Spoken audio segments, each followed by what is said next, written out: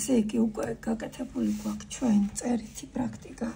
ამოწერილი გაქვთ თქვენ 20 სიტყვაც დამუშავებულია წერილი დედას, წერილი მამას, ყველაფერი გაკეთებული გვაქვს და შეგვიძლია გადავიდეთ პირდაპირ პრაქტიკაზე, ხო? ანუ უკვე ნეირო ალგორითმის ხატვაზე შეგვიძლია გადასვლა.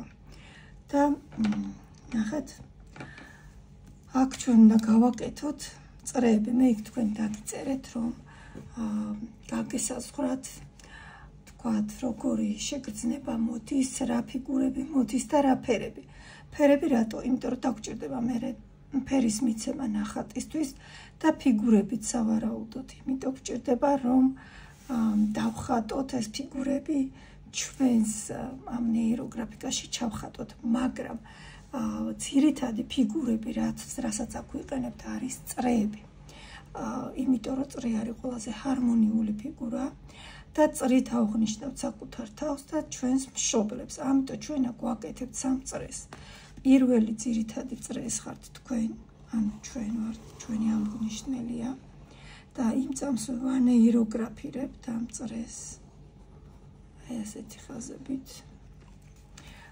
აქ ამ წრეს ვაძლევთ დედის სახეს და მამის სახეს.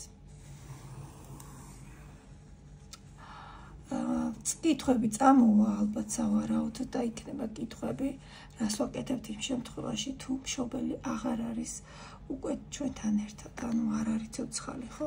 ამას არ აქვს არსებითი მნიშვნელობა, იმიტომ რომ ემოციური მიჯაჭვურობა მაინც რჩება ჩვენ მშობლებთან, ანუ ეს ჩვენ ვამუშავებთ ამ შემთხვევაში ჩვენს ემოციებს, რომელიც არის დაკავშირებული მშობელთან. მე, დედა, მამა. და ჩვენ ვიწყებთ ჩვენ სივრცეში ხაზების გავლებას და უკავშირდებით ჩვენს მშობლებს და გაგვაქვს სივრცეში ყველაფერი და ამ მომენტში იფიქრეთ იმაზე, რაც უკვე დაამუშავეთ თქვენ, რაზეც უკვე გააკეთეთ პრაქტიკა. აქ კიდე მინდა აღვნიშნო, რომ აი იმ პრაქტიკის, რომელიც პირველი დავდე, გაკეთება შესაძლებელია ბევრჯერ და უნდა მიაქციოთ ყურადღება იმასაც, რომ შეიძლება რაღაცა მომენტი გაგახსენდეს, ხო, და წენაზე და ამაზე გააკეთო, თქვათ, შენ ეს პრაქტიკა, მაგრამ შეიძლება იყოს კიდევ რაღაც მომენტები, რაღაცა ისეთი, რაც გაწუხებთ. თუ არის მსგავსი, კიდე შეგიძლიათ რომ გააკეთოთ. ეს თქვი ერთხელ უკვე, მაგრამ კიდევ გავიმეორებ. აი ამ ხაზებით ჩვენ უკავშირდებით ჩვენს მშობლებს.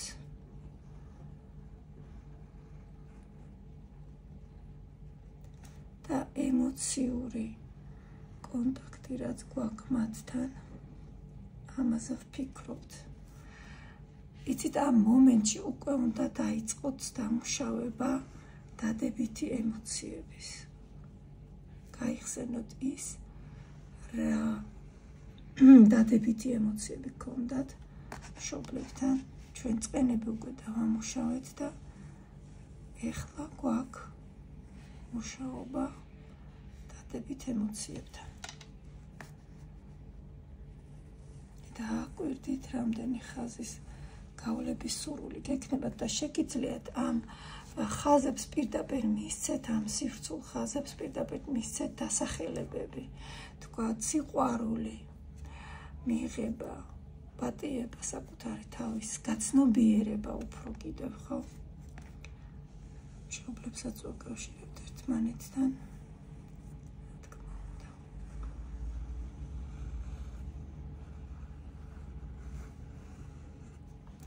თქვენ შეგიძლიათ უფრო ნაკლები ხაზი გაავლოთ და უფრო მეტი რამდენიც წამოვა, თუ უფრო მეტი დამუშავება გჭირდებათ, რა თქმა უნდა, მეტ ხაზს გაავლებთ.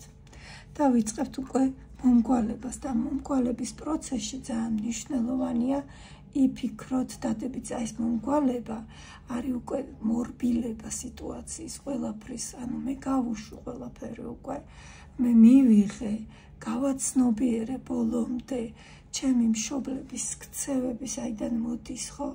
იმიტომ რომ ბოლო პრაქტიკაში არის იქ მომენტი, რომ ვაცნობიერებთ იმას, რომ ჩვენ მშობლებიც ბავშვები იყვნენ, ისინიც გაზარდეს ისე, როგორც მათ მშობლებს შეეძლოთ და მათაც ბევრი ტრავმები ჰქონდათ და ისინი ამით გაიზარდნენ. ანუ როგორ მივიღეთ ეს მომენტი, ხო, რომ ჩვენ მშობლებს როგორც შეეძლოთ, ისე გვდიდნენ და ისე გვესაუბრებოდნენ და ისე გვასწავლიდნენ, ხო? ამიტომ ბუდიში ხმა წამივიდა ისევ. ამიტომ აი ამ გაცნობიერების მომენტის შემდეგ ჩვენ ამ კავშირს ნეიროგრაფიულს რო ვაკეთებთ, აღარ ვაკეთებთ აქ არც წყინაზე არაფერზე, ვაკეთებთ პირდაპირ დამუშავებას ჩვენი ემოციების, კარგი ემოციებით შემოვდივართ აქ და ვაკეთებთ დადებითი ემოციებით ბმას მშობლებთან.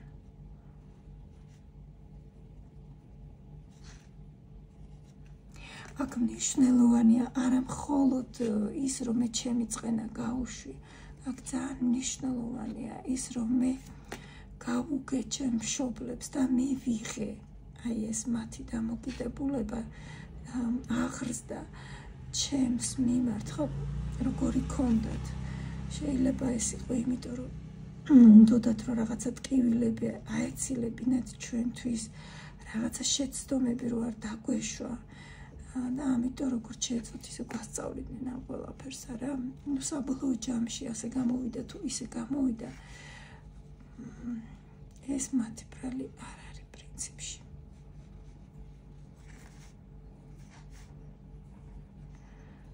ისინიც ადამიანები არიან, მათაც თავისი ემოციური ფონი ჰქონდათ. მთავარია იყოს სიყვარული თქვენსა და თქვენს მშობლებს შორის. მიუხედავად ყველაფრისა. იმიტომ რომ ეს ის ნაწილია ჩვენი ცხოვრების, რომელსაც ვერსად ვერ გავუშვებ. შეიძლება პარტნიორი გაუშვა რომელიმე, როცა ის უკვე ასე ვთქვათ, იმას როცა არაფერი არ ეშველება და დაანებო თავი და გაუშვა და სხვა პარტნიორი მოძებნო, ხო? მაგრამ მშობლები ეს არის ჩვენი საფუძველი, ამას ვერსად ვერ გავუშვებ, ამიტომ ჯობია რომ დაამუშავო, ვთქვათ, ის რაღაცეები, რასაც ვერ იღებ, ვერ მიიღე აქამდე და რასაც თვლი, რომ ხელს გიშლის.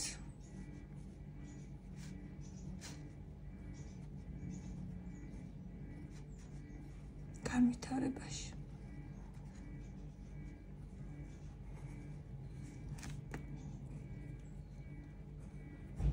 აი, მოუმგვალეთ მამიკოებს. ყველაფერი.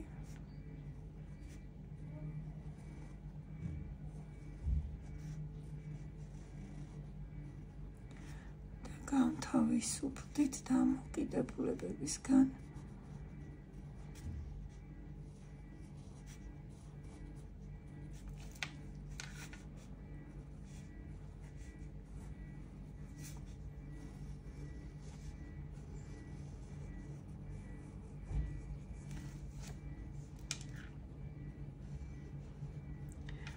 გამოგჩეს აქ ყველა კუთხე არის მოსამგვალებელი და თქვენ არ იჩქაროთ მეგობრებო, მე უბრალოდ ჩქარა ვაკეთებ ახლა ამ პროცესს, იმიტომ რომ თქვენთვის ვიდეო არ იყოს თქვათ დამღლელი და ხანგრძლივი, მაგრამ თქვენ ამ პროცესის დროს არ იჩქაროთ. დახატეთ ნელა, არ გამოგრჩეთ და იფიქრეთ, აუცილებლად იფიქრეთ თქვენს მშობლებზე და იმაზე, რაც გაიარეთ პრაქტიკაში, იმიტომ რომ ჩვენ ახლა აქ ვამუშავებთ ჩვენს გაკეთებულ პრაქტიკებს, რაც შევასრულეთ უკვე. შემდეგ მომდევნო დღეს დავდებოთ უკვე ჩვენი ქაოსური გონების დასამშვიდებელ პრაქტიკას და ნელ-ნელა მივყვებით. ეს ყველა პრაქტიკა ახლა ჩვენ დაგვეხმარება, რომ დაბნელების დერეფანი გავიაროთ მსუბუქად, მარტივად და გამოვიყენოთ ჩვენი არაჩვეულებრივი ასტროლოგების მიერ მოცემული მითითებები, როგორ გავიაროთ კარგად ეს მზის დაბნელების უпроსწორედ თერეფანი. და როგორც აუხნიშნე, ძალიან კარგი პერიოდია იმისთვის, რომ ვიმუშაოთ ჩვენ სურვილებზე. აი სურვილებზე სანამ გადავალთ, ესეთი მომენტები დავამუშაოთ ჩვენ თავში და მერე უკვე სურვილების ნეიროგრაფიკაზეც ვიმუშავებთ. კონკრეტული სურვილის. თქვენ უკვე შეგიძლიათ, რომ აირჩიოთ კონკრეტული სურვილები, რომელიც გინდათ, რომ ეხლა განხორციელდეს სწრაფად და მალე და უკვე შეგიძლიათ, რომ წეროთ თქვა ეს სურვილები თქვენს რვეულში. სურვილების რვეული უნდა გქონდეთ, სადაც გაწერთ ყოველდღიურად სურვილებს. არ არის აუცილებელი, რომ იყოს როგორი სურვილები, იცით? რაღაცა გლობალური და ესეთი, ანუ გლობალურიც და პატარ-პატარაც. ყველაფერი უნდა წეროთ. საერთოდ ცოტა რთული არის ეს თემა დამწყებისთვის, როცა სურვილებზე მუშაობ და შეიძლება ვერ წერდე, თქვათ, ბევრს სურვილს, რა გინდა. ან კონდეს ის კომპლექსი, რომ მე ხარ რაღაცა ბევრი რატო უნდა მინდოდეს, უნდა გინდოდეს და უნდა წერო. ჩვენ ვართ ენერგია მოძრაობს, ენერგიას რა მოძრაობს? მიზანი, სურვილი. ხო, თუ არ გაგეს სურვილები და მიზნები, შენი ენერგია იწყებს ჩაქრობას, ამიტომ მნიშვნელოვანია, რომ უნდა გქონდეთ ბევრი სურვილი და ეს ძალიან კარგია. აი უკვე მე დავასრულე შემოხაზვა, ახლა ეს არის ნახეთ პრაქტიკის მომენტია რა, როცა ბევრს მუშაობ ნეიროგრაფიკაზე, მე უფრო სწრაფად აკეთებ ამ ხაზებსაც სწრაფად ავლებ და მომკვალებასაც მე ვხატავ ტუშით, მეგობრებო, მაგრამ ზოგადად უკეთესია მარკერით, შავი მარკერით დახატვა. თუმცა შეგიძლიათ ხატვის დროს გამოიყენოთ სხვა ფერის მარკერიც, ოღონდ აი ეს ძირითადი ნამუშევარი უნდა იყოს ერთ ფერში შესრულებული, ანუ ერთი ფერის მარკერით უნდა იყოს გაკეთებული. მე რატომღაც ტუშით მომწონს ხატვა და ვაკეთებ ასე.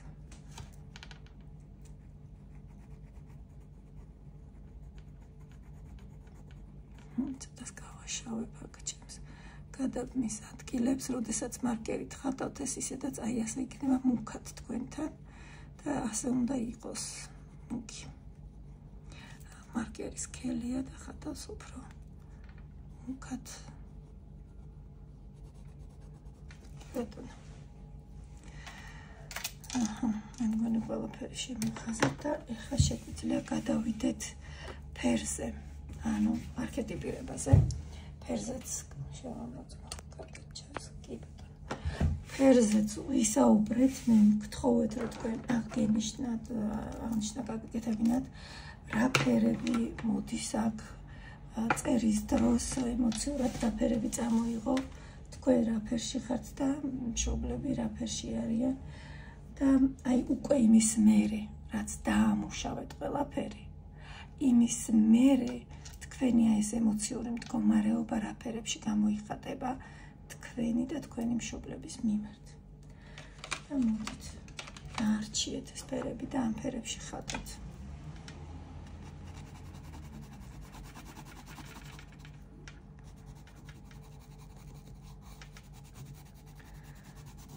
და გვარგვავიწყდება, რომ ნეიროგრაფიკაში მინიმუმ 2 გვერდ-უჯრედი უნდა იყოს ერთი ფერით გაერთიანებული და გაფერადებული, ხო?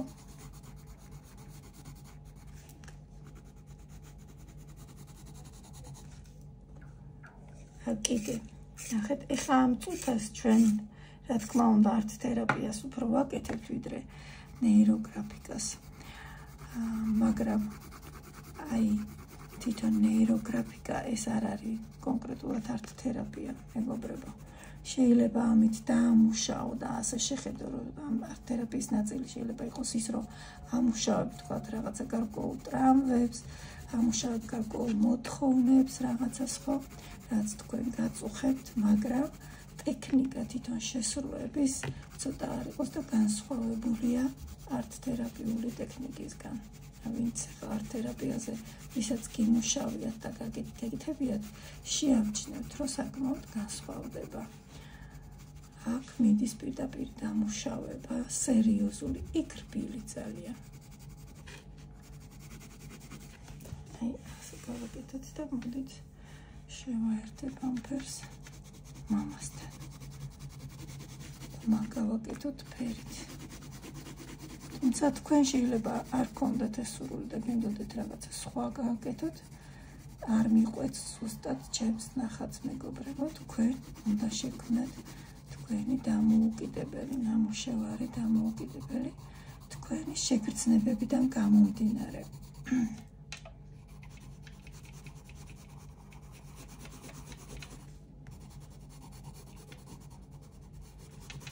შეიძლება რამოდენიმე ფერით გააერთიანოთ თქვენი ურთიერთკავშირი მშობლებთან. აქაც არ ჩქარობთ და აკვირდებით თქვენს ემოციებს. კიდევ ერთხელ მინდა გთხოვოთ, უკავშირი არის მნიშვნელოვანი ამ პროცესში, ანუ ვინც გააკეთებთ ახლა ამ პრაქტიკებს, გამიზიარეთ, ძალიან გთხოვთ, არა მხოლოდ თქვენი ნამუშევრები ნეიროგრაფიული, არამედ ის თუ როგორ მიდიოდა პროცესი, როდესაც მუშაობდით, თქვათ, პრაქტიკებზე. მაინც მოგეცით ახლა.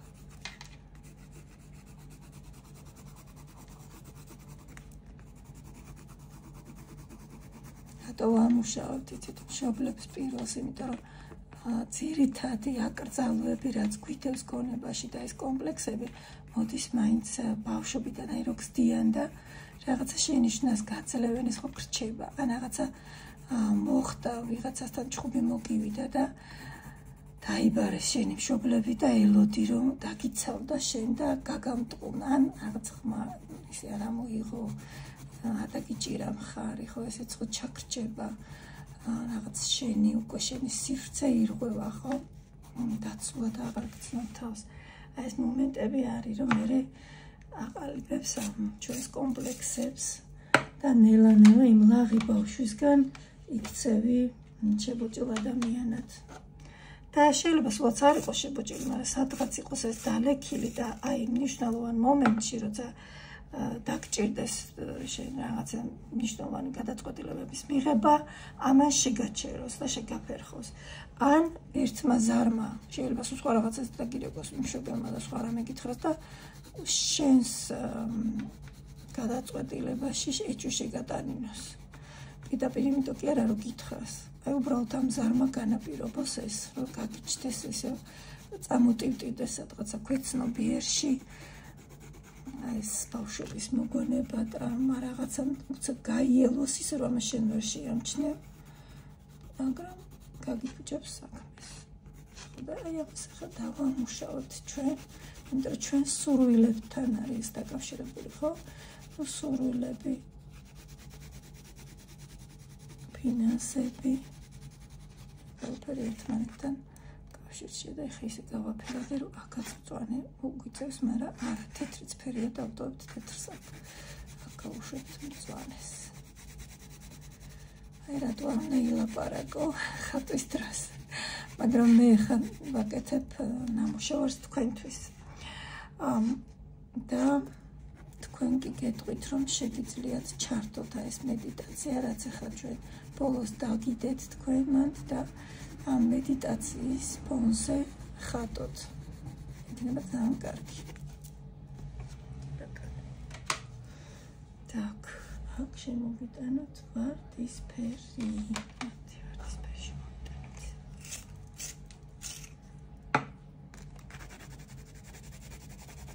ემოციის ფერია ხო ვარდისფერი. წითელი არ არის, ამიტომ დადებითი რაღაცა რბილი სიყვარულის ფერია.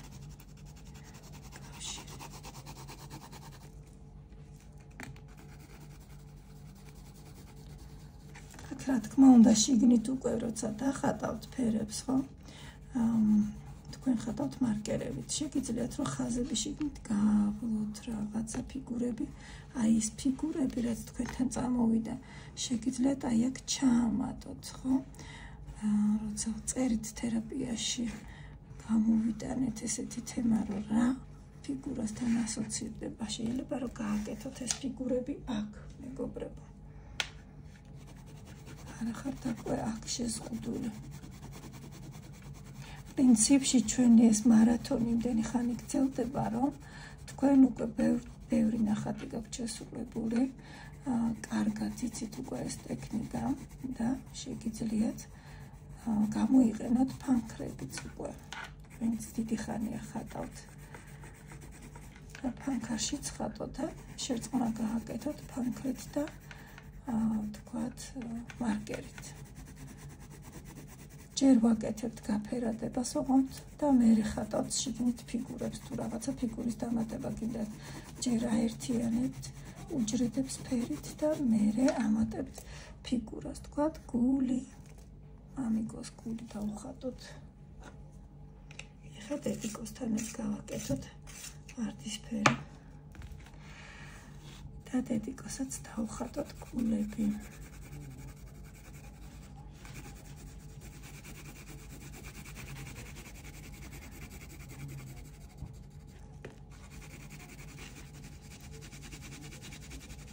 ჯერ ვაფერადებთ და მერე ფიგურებს ვხატავთ შიგნით, ხო? სიყვარული კი, დედიკონა. გახსოვდეს, რომ ყველაფერს ესეც ჩვენი მშობლები აკეთებენ, ჩვენთვის ეს არის სიყვარულით გაკეთებული. იმ მომენტშიც კი, როდესაც შეიძლება რაღაცა დაცვა გჭირდებოდა და ვერ მოხერხდა, უნდა გაუგოთ ეს, რომ რაღაცამ გააჩერა, შეუშალა, შეიძლება ხელი რაღაც იყო ალბათ მომენტი. გაგებით უნდა მოვეკიდოთ ამ ყველაფერს. სიყვარულით. შემოვიტანოთ ახლა მზისფერი ჩვენს ფონში.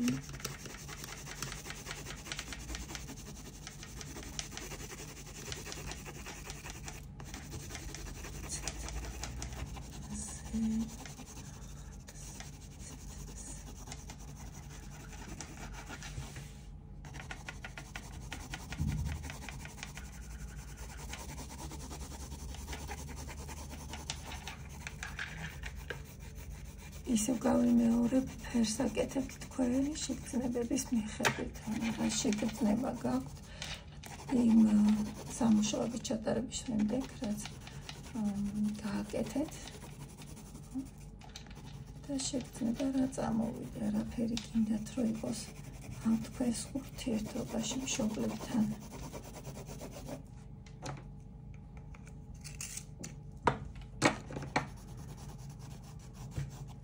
აი ხატვის პროცესში უკვე შეგიძლიათ რომ გამოიყენოთ თქვათ ელემენტები, რომ მისცეთ სილამაზე, თქვათ თქვენ ნამუშევარს, ხო? ელემენტებში რაც გულისხმობა, ანუ გრადაციები გააკეთოთ ფერის.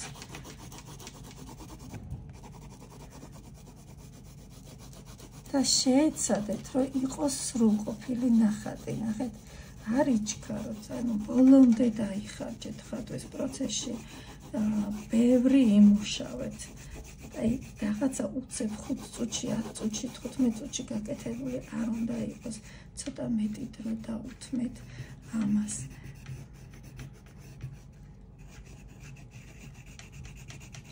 ამიტომ ვახსენებ ხოლმე, რომ კარგია, როდესაც თქვათ ხდება პირდაპირ შეხვედრა, ხო? მაგალითად, ჯგუფური შეხვედრა რა გაკეთდება და აი ის 1 საათი თუ 2 საათი, როცა მოხვალთ, თქვათ, ხო? დაეთმობა კონკრეტულად ამას და იქ არაფერი არ შეგიშლით ხელს. არც, თქვათ, იმაზე ფიქრი, რომ ხა რაღაცა უნდა გავაკეთო სახში, ხა მაინც ფიქრობ, რომ რაღაცა საქმე მაქვს, რაღაც მაქვს გასაკეთებელი ბავშვებს მივხედავ იქ გავაკეთე თუ მოკლედ. როდესაც უკვე გამოსული ხარ სახლიდან და მოსული ხარ სივრცეში, სადაც მუშაობ კონკრეტულად ამაზე, ის მთელი 2 საათი ყურადღების კონცენტრაცია ხდება სწორედ აი ამ ყოველთვის დამუშავებაზე და უფრო ბევრად ეფექტურია, რა თქმა უნდა, ონლაინ მოსახერხებელია ეს ყველაფერი, მაგრამ როგორც გითხარით, პირადი შეხვედრები არის ბევრად კიდევ უფრო მნიშვნელოვანი.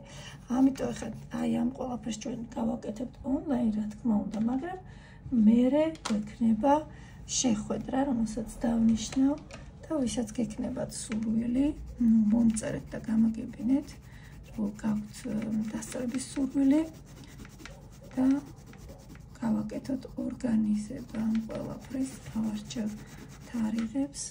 შეიძლება ერთი შეხვედრა გქონდეს ესეთი ჯერჯერობით და მერე უკვე ვნახოთ კურსის თემა როგორ წავა და განვითარდება. ჯერ ამუშავებ ამ კურსებს, ჯერ არ არის მზად მეგობრებო და როგორც კი მზად მექნება უკვე დავაანონსებ. მაგრამ როგორც გითხარით, მანამდე შეგვიძლია მოვაწყოთ ერთი შეხვედრა და დავამუშავოთ რაიმე კონკრეტული თემა ამ შეხვედრაზე. აი, აქაც შეგვიძლია რომ ფიგურები ჩავსვათ. პეპელა, სიმსუბუქე, მივეცი, მარადილის ნიშანი გამომივიდა პეპელის ნაცვლად, პეპლუკა მინდოდა და მეხატა. აი ასე.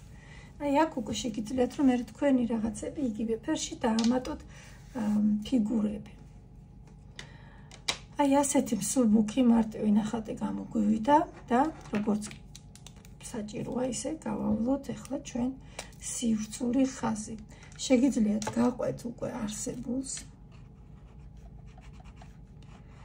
და გამოვხოთ უკვე არსებული ხაზი სკელი მარკერით. მარკერი მე მგონი გამოშვა. სხვა მარკერი. აი რა იცით ბევრ ნახატვამ. ზოგადად მასალებზეც გეტყვით, რადგან ახლა წარმოიშვა აქ ეს პრობლემა ჩემთან. ანუ, როდესაც ყიდულობთ ამ მარკერებს, როგორც წესი ის ყოფნის სულ რამოდენიმე ნახატზე, მეგობრებო. თუ ბევრს ხატავთ, მით უმეტეს, ხო? რამოდენიმე ნახატზე შეიძლება რომ გეყოთ ეს და მე ისე უნდა მოიმარაგოთ ახლიდან მარკერები. კითხვა იყო კიდე სად შეიძენთ კარგ ფერად მარკერებს. ხო, კარგი ფერადი მარკერები არის კოხინორის მაღაზიაში. მე მან ვყიდულობ ხოლმე. იმიტომ რომ ძირითადად საკანცელერიოებში არის ცოტა უხარისხო და ფერებიც არ აქვთ. ფერები არის სულ რამოდენიმენაირი და კოხინორში არის ძალიან კარგი არჩევანი ფერების და შეგიძლიათ იქ შეიძინოთ.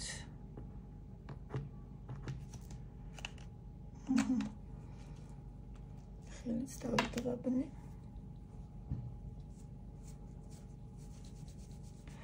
აი, გავავლეთ სივრცული ხაზი. ცოტა მარკერმა მიმტყუნა, მაგრამ აი ასე შემიძლია გავალამაზოთ და აი აქაც გადაკვეთის ადგილები მოვამგვალოთ, მეგობრებო, ეს არ დაგვავიწყდეს. აი სადაც მოხდა გადაკვეთა, კიდე მოვამგვალოთ ეს ადგილები. და ეხლა შეგვიძლია ფიგურა ფიქსაცია, ავირჩიოთ ფიქსაციის ფიგურა, ხო? აქ შეიძლება ფიქსაციის ფიგურა ნახეთ, კონკრეტულად ეს წრეკი არ იყოს რომელიმე, არამედ რომელიმე ფიგურა, რომელიც დააკავშირებს ამ სამივე წრეს ერთმანეთთან და ამ შემთხვევაში ნახეთ, შეიძლება აი ეს იყოს. აი ეს ფიგურა ჩემთან. ნახეთ, აი ეს ფიგურა, რომელიც მაერთიანებს მე და ჩემ მშობლებს. ნახეთ, აი ეს. თქვა, აი ასე წავყვე.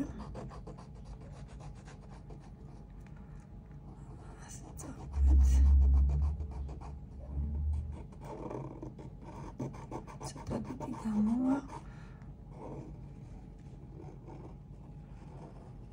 აი ასე მოდით სხვა მარკერით შევცდი რომ გამოვყო არ გამიფუჭდეს ნამუშევარი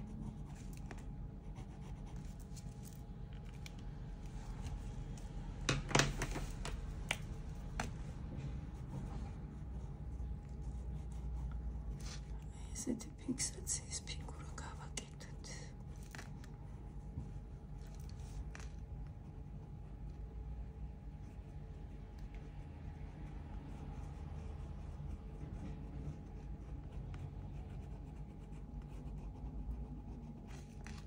გამოვყავი ეს ფიგურა და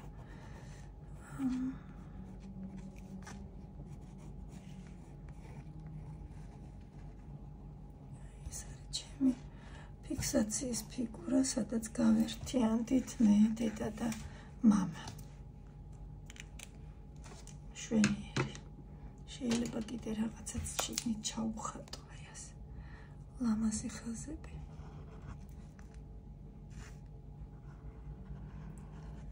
და შემოვავლო კიდე ესეთი ვერცხლისფერი სოლი შიგნიდან.